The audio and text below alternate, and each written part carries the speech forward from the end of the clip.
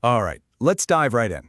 You've probably seen the headlines this week about the U.S. housing market, specifically one big number suggesting a massive surge in activity. But does one number really tell the whole story? Today, we're going to go way beyond the headlines to figure out what's actually happening on the ground, city by city. So let's start with that number, 25.7%. Just look at it for a second. In the housing market, what could possibly jump that much, that fast? Well, there's your answer. That number is a huge week-over-week surge in pending home sales. It looks like after the holidays, buyers didn't just dip their toes back in the water. No, they dove in headfirst. But that brings us to the most important question, right? Does one big, flashy national number mean the market is on fire absolutely everywhere? Well, the short answer is no, not even close. And that's where things get really interesting. Okay, so let's start with the big picture. Look, a rebound in activity right after the holidays, that's pretty normal. We expect that. But the strength of this particular surge is what's really catching everyone's attention. Buyers are definitely back, and it seems like they are ready to go. Let's just break this down for a second. New contracts jumped by more than 10,000 in a single week. That's a lot. But here's the metric I really want you to see, that net flow. We had almost 65,000 properties get absorbed, sold or taken off the market, while only about 50,000 new contracts got signed. That negative number means existing inventory is clearing out, and it is clearing out fast. And get this isn't some one-week fluke. We're talking about the third week in a row that pending sales have gone up.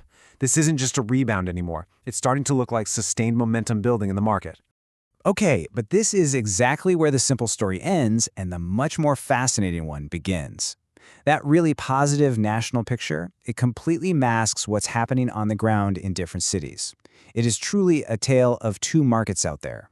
And to really get it, we need to talk about this idea of market absorption.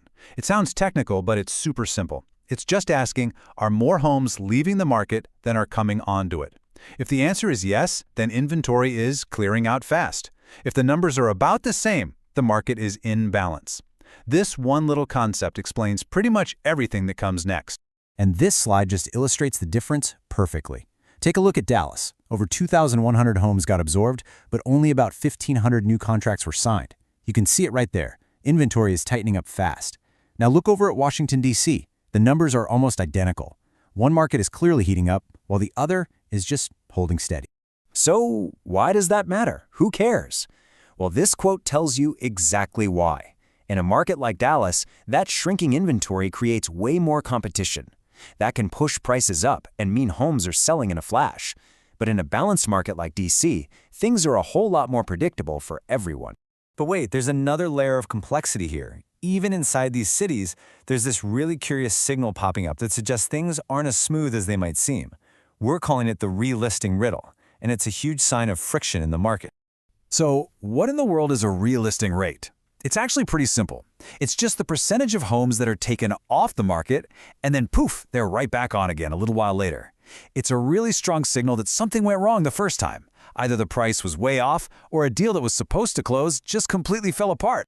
And you have to check out some of these hotspots. The national average for relistings is about 10%, but in Nashville, more than a quarter of all active listings are relistings, 27.5%. And Chicago and Atlanta aren't that far behind. This is a huge indicator that there is some serious turbulence happening just under the surface in these markets. And this is where the riddle part comes in. A high relisting rate can be a symptom of two totally different problems. So how do we possibly figure out what's really going on? This slide right here is the key to cracking the code. In cities like Atlanta and Houston, if you dig into the data, you see a pattern. Price increases, then followed by price cuts. This tells us it's probably investors testing the market. They list high, see if anyone bites, and if not, they relist and adjust. But then you look at Nashville and Chicago. You see very few price increases. The high relisting rate there points to simple buyer pushback. Buyers are just saying, nope, the price is too high and deals are falling apart. See? Same signal, totally different causes.